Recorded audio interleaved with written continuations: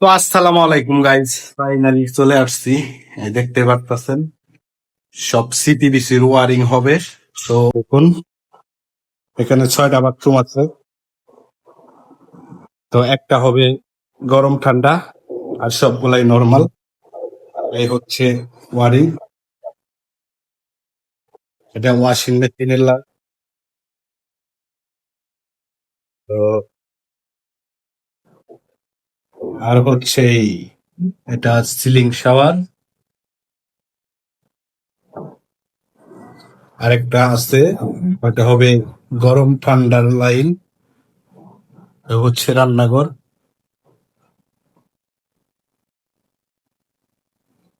আরেকটা এই হচ্ছে, এটা হাই কমেন্ট হবে। এখানে হবে গরম ঠান্ডার লাইন। তো সবাই ভালো থাকবেন। ধন্যবাদ।